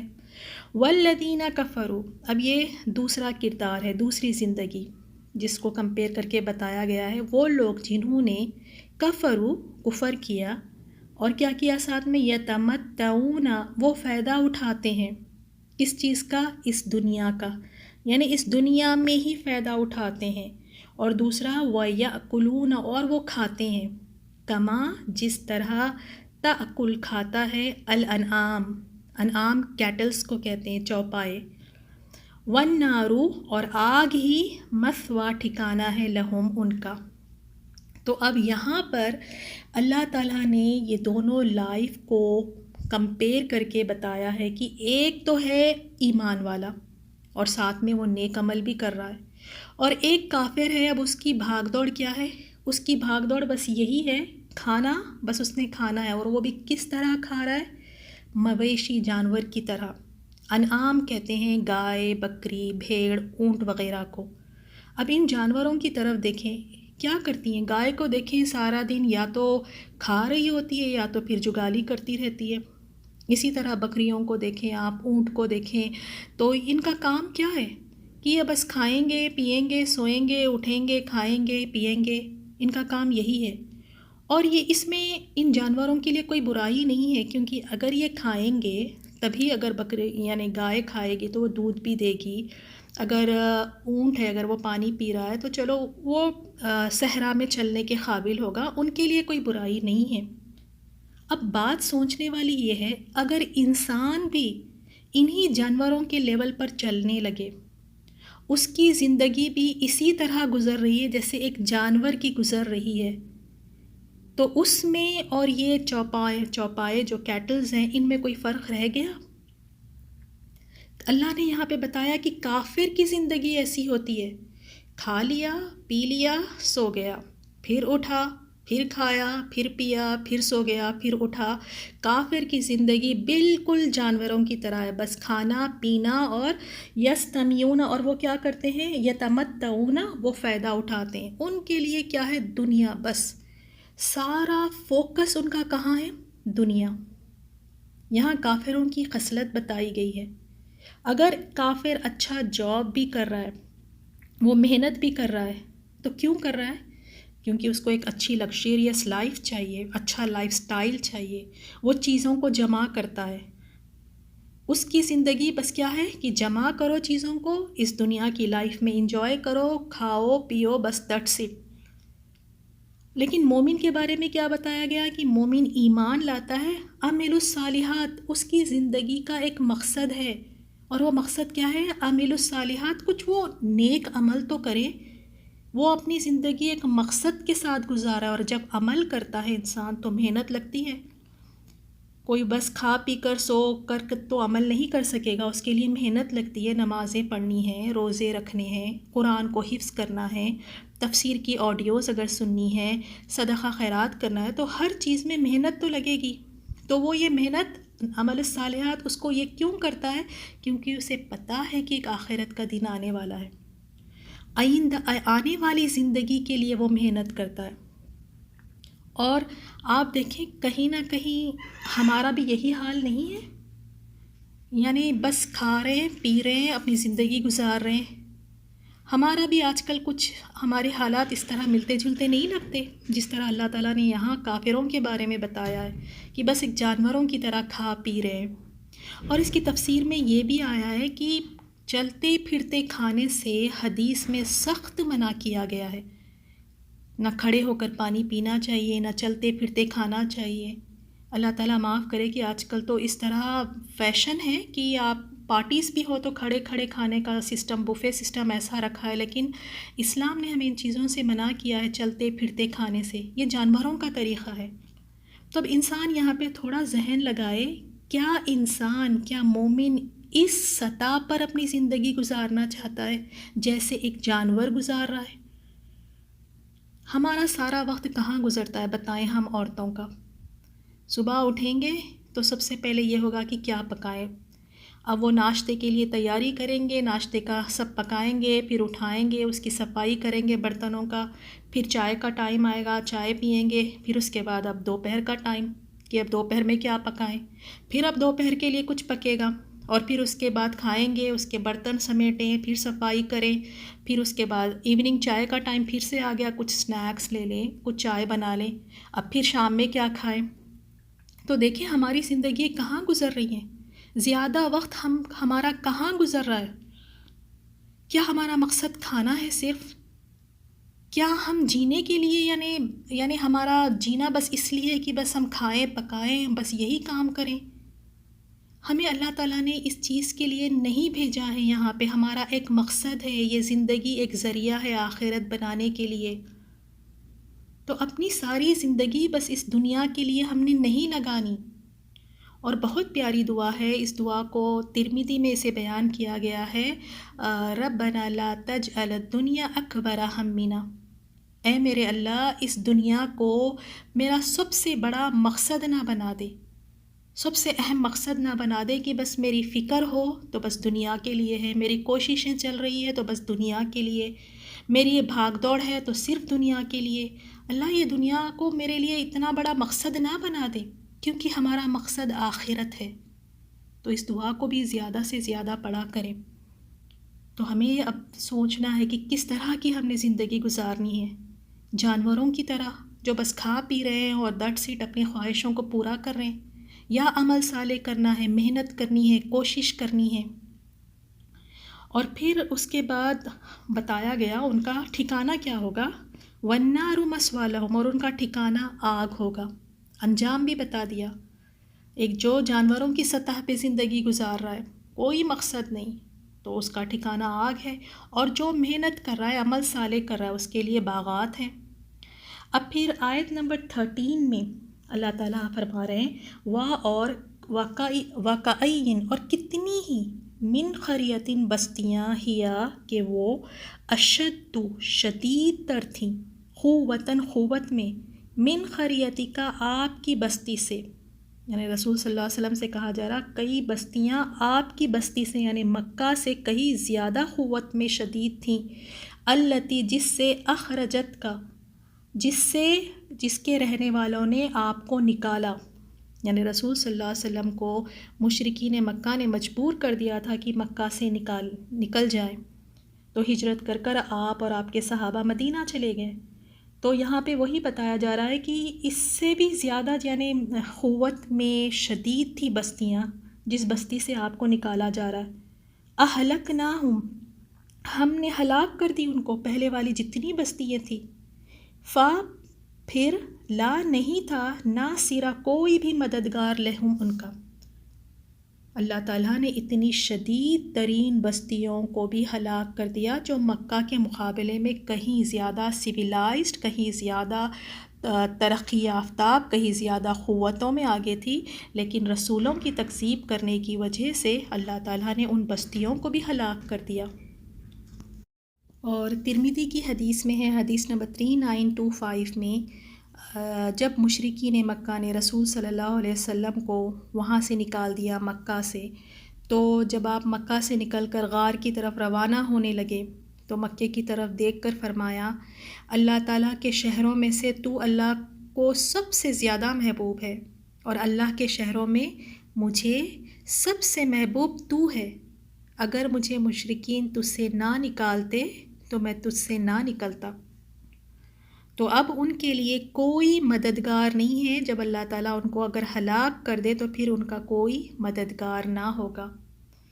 تو الحمدللہ ہم نے تفسیر کی ہے آیت نمبر 13 تک الحمدللہ، اور آج کی تفسیر میں ہمیں یہ ہے کہ ہم نے جائزہ لینا ہے، اپنے آپ کو چیک کرنا ہے کہ کہیں میں جانوروں کی طرح تو زندگی نہیں گزار رہی، کہیں میں صرف دنیا کے فائدے میں ہی نہیں لگی ہوں کہ بس میری ساری فکریں، میری ساری بھاگ دوڑ، میری ساری کوششیں، ہر چیز کہیں صرف دنیا کے لیے تو نہیں ہے میری۔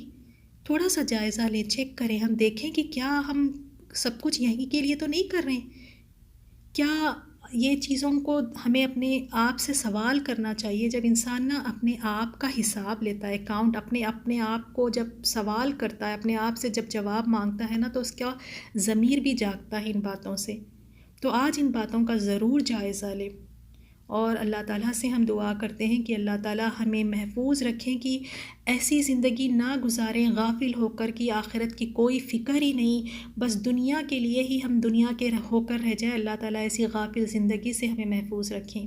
سورہ محمد آیت نمبر 14 سے، اور آیت نمبر 14 اور 15 میں دو زندگیوں کو کمپیئر کر کے ان میں فرق بتایا گیا ہے، اور ان کا انجام بھی بتایا گیا کہ یہ دو زندگیوں میں کیا فرق ہے اور ان کے کیا انجام ہیں۔ ایک ہمارے لیے بھی بہت آئی اوپنر آیت ہے، ہم بھی دیکھیں کہ ہم ان دو زندگیوں میں سے ہماری زندگی کون سی زندگی ہے۔ تو یہاں پہ افامن، کیا پھر جو شخص کانا کی وہ ہے علی بینۃ، علی بینہ واضح دلیل پر، من ربہ اپنے رب کی طرف سے۔ ایک وہ شخص ہے جو اپنے رب کی طرف سے واضح دلیل پر ہے، یعنی دین پر ہے، کتاب اللہ میں جو قرآن میں جو نازل ہوا ہے اس کی پیروی کرتا ہے، ہدایت پر ہے، صراط مستقیم پر ہے۔ اور دوسرا شخص یہاں پہ دوسرا جو کمپیئر کیا گیا ہے، کمن، اس شخص کے مانند ہے، سوال یعنی کیا اس شخص کی طرح ہو سکتا ہے، زینا کہ مزین کر دی گئی، خوبصورت بنا دی گئی، لہو اس کے لیے، سوء عملہ اس کے برے اعمال، اس کے بد اعمال اس کے لیے خوبصورت کر کے دکھائے جائے، واتبعوا اور انہوں نے پیروی کی، اہواءہم اپنی خواہشوں کی۔ یہ دونوں لائفز کو کمپیئر کرنے کے بعد ان کا جواب نہیں بتایا گیا۔ ایک وہ ہے جو اپنے رب کی طرف سے بینات پر ہے، واضح دلیل پر، بالکل واضح، یعنی صراط المستقیم ہدایت پر ہے، اور دوسرا وہ ہے جس کو اس کے برے اعمال، اس کے گناہ، اس کے برائیاں یعنی اچھے کر کے دکھائے جائیں۔ اب اس کو لگتا ہی نہیں کہ وہ کوئی برا کام کر رہا ہے، وہ تو بڑا خوش فہم ہوتا ہے کہ میں تو کوئی گناہ کا کام نہیں کر رہا ہوں، میں تو بالکل ٹھیک کر رہا ہوں۔ اسی لیے دیکھیں کہ کئی دفعے ہوتا ہے، کہتے ہیں کہ کوئی بھی اگر بات ہم کسی کو بتاتے ہیں کہ دیکھیں یہ فلاں چیز جو ہے نا آپ جو کر رہے ہیں گناہ کا کام ہے، نہ کریں، تو کہتے ہیں اس میں کیا برائی ہے، اس میں کون سی بڑی بات ہے، یہ تو سبھی کر رہے ہیں۔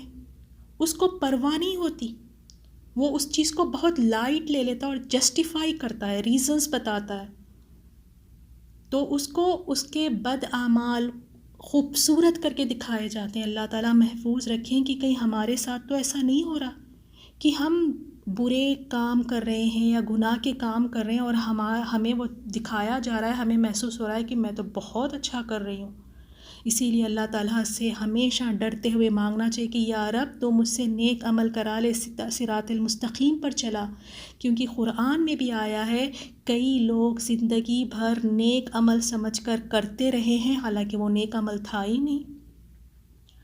ان کے لیے تو مزین خوبصورت کر کے دکھائی جاتی ہے، وہ چیزیں ان کو خوبصورت لگتی ہیں، ان کو اس میں کوئی برائی نظر آتی ہی نہیں۔ اور دوسرا، وہ پیروی کرتے ہیں اپنے خواہشوں کی۔ ان کی زندگی کا مقصد کیا ہے؟ بس جو دل میں آیا، جو خواہش ہے بس اس کو پوری کرنا، بس خواہشوں کی پیروی کرنا۔ اب خواہش آپ بتائیں کہ کس کو دل چاہتا ہے کہ صبح صبح اٹھیں، وہ میٹھی نیند سے اٹھیں، اٹھ کے فجر کی نماز پڑھیں؟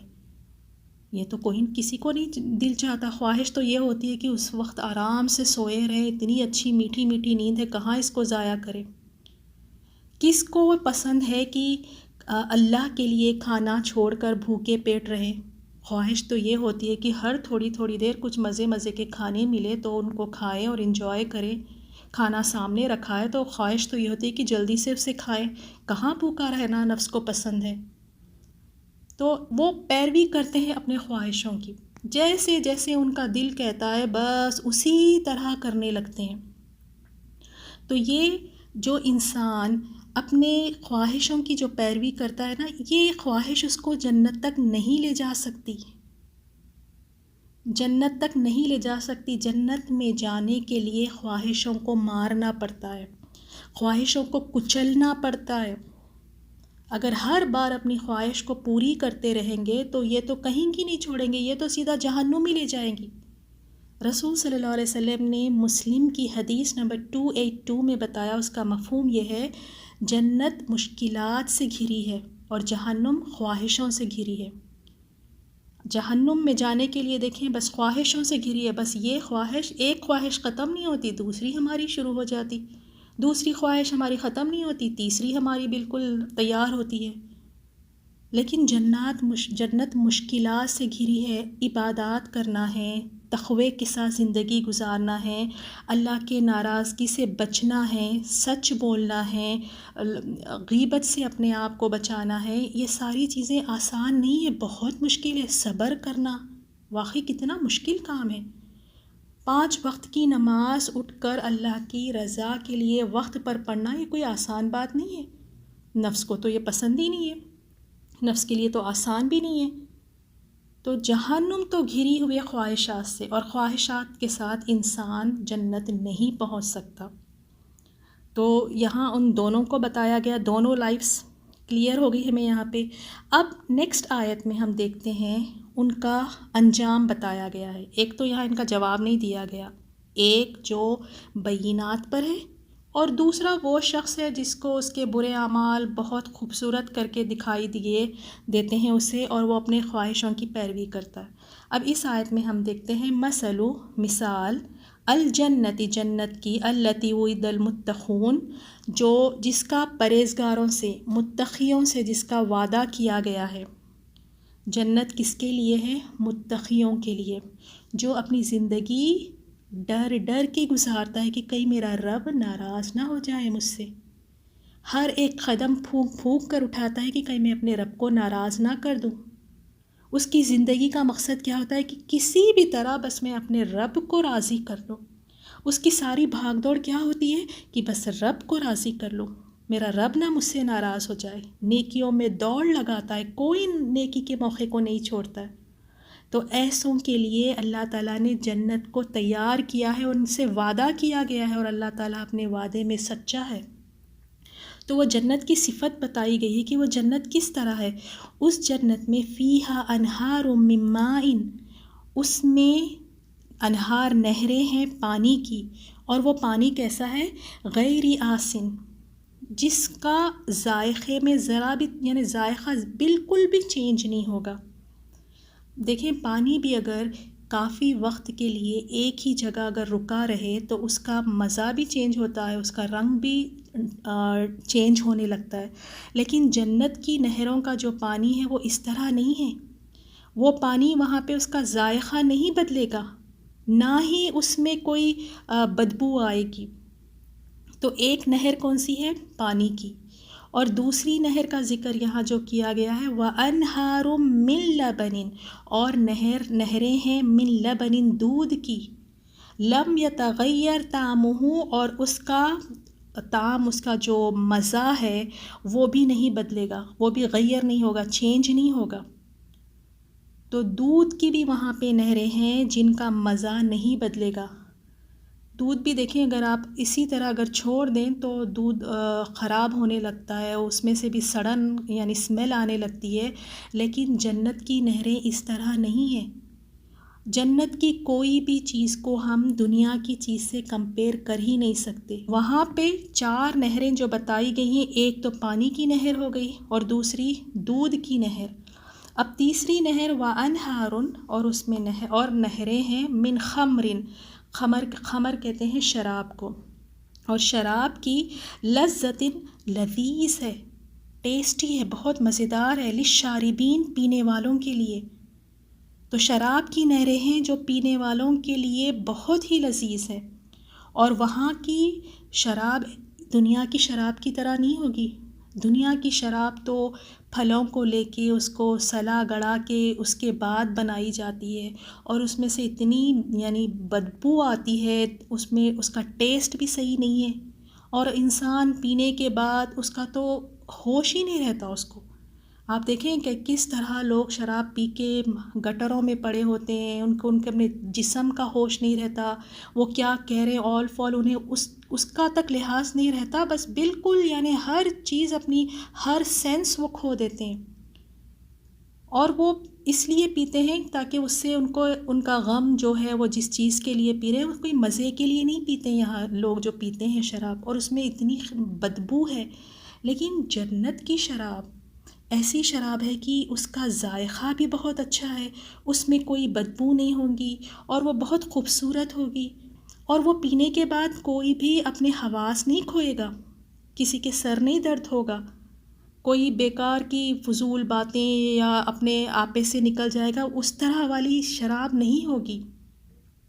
تو تیسری کون سی تھی؟ شراب کی تھی۔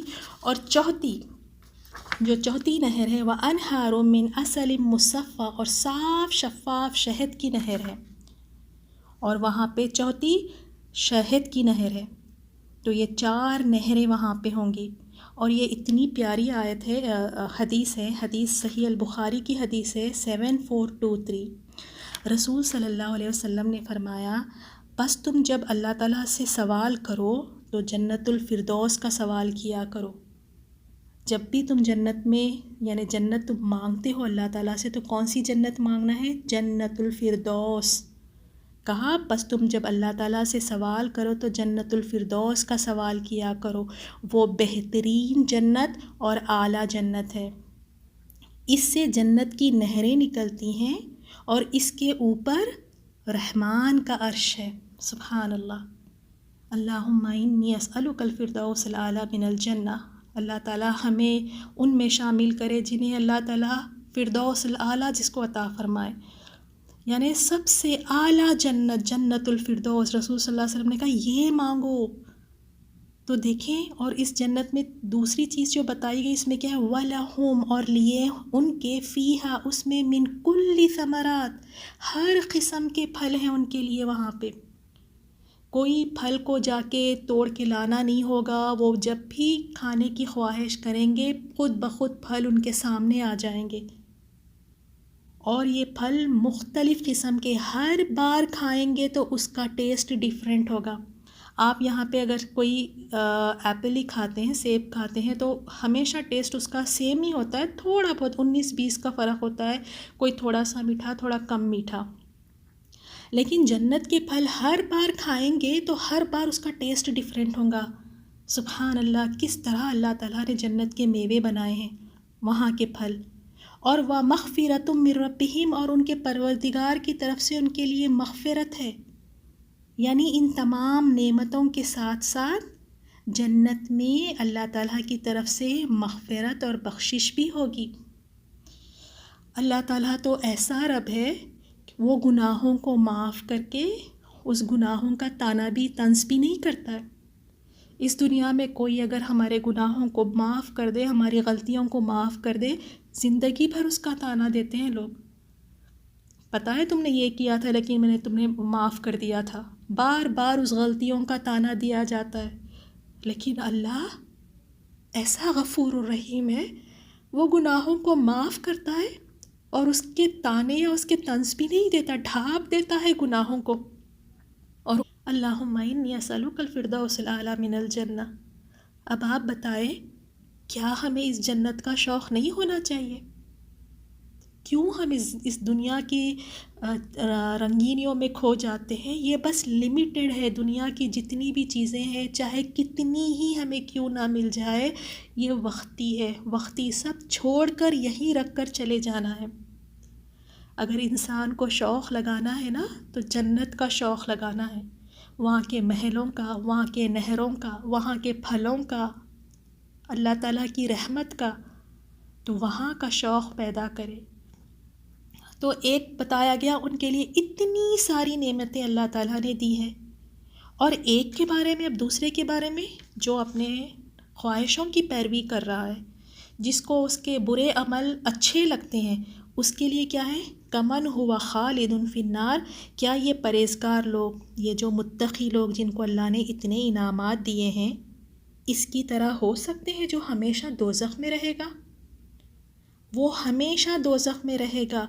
وَسُقُوا مَاءً حَمِيمًا، اور جن کو کھولتا ہوا پانی پلایا جائے گا. اللہم اجرنا من النار.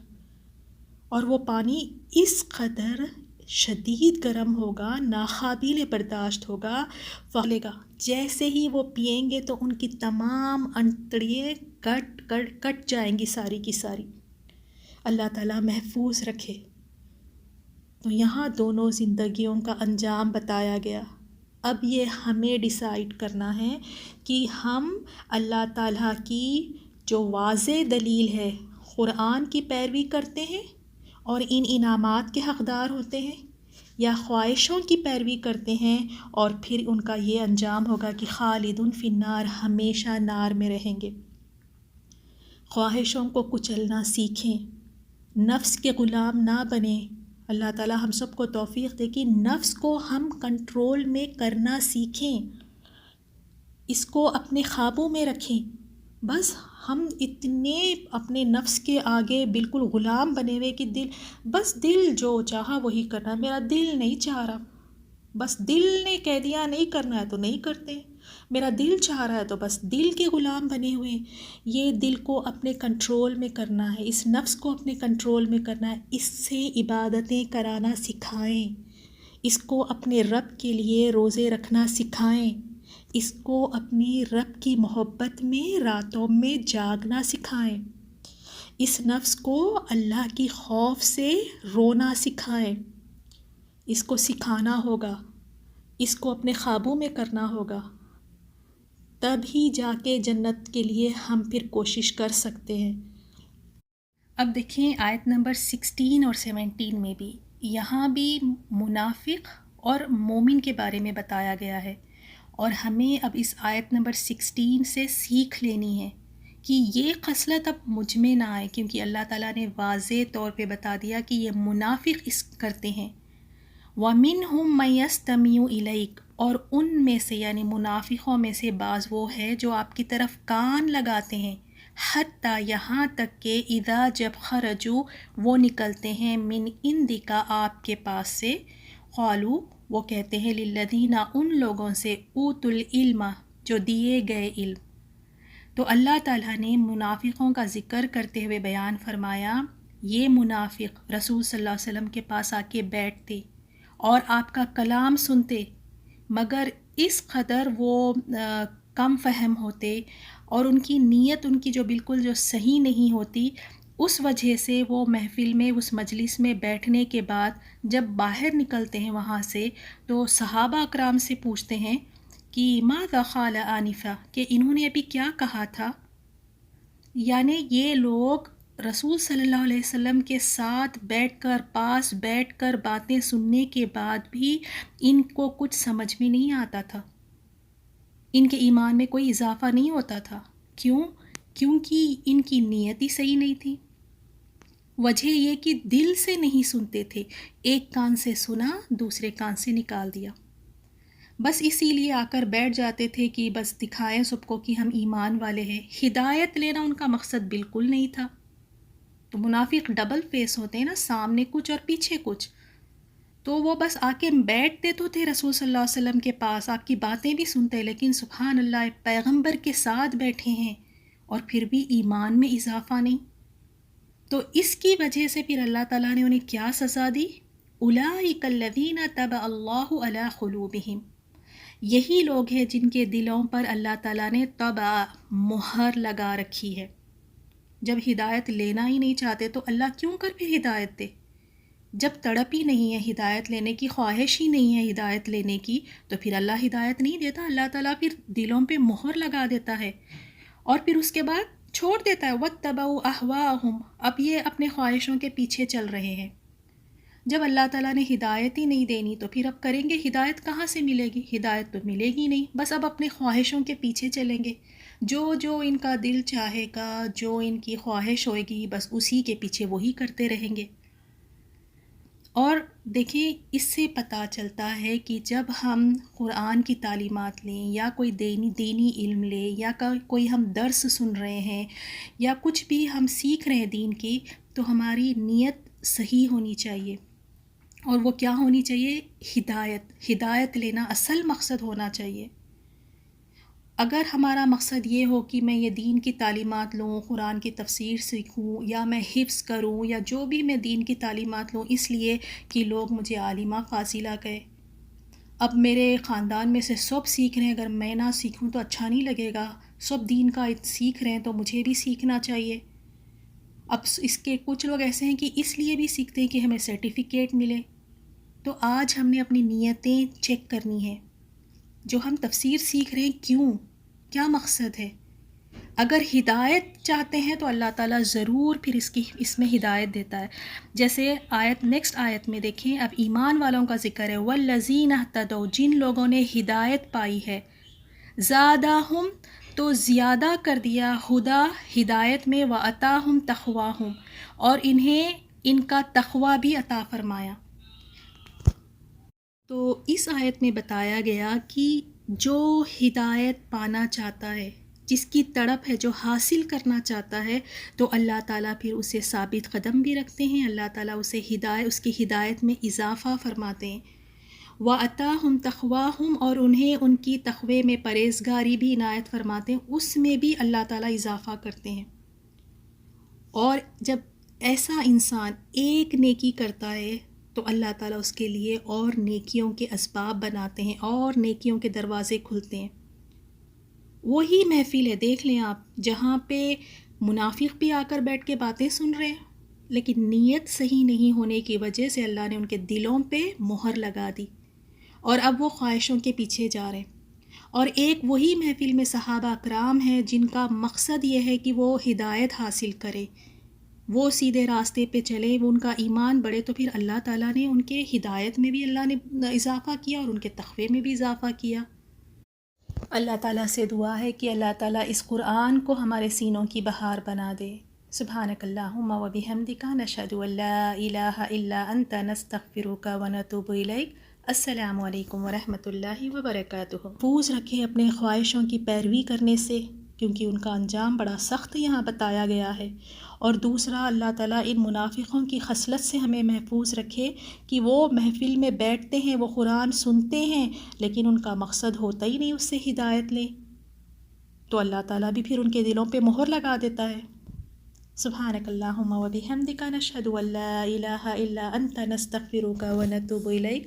السلام علیکم ورحمۃ اللہ وبرکاتہ۔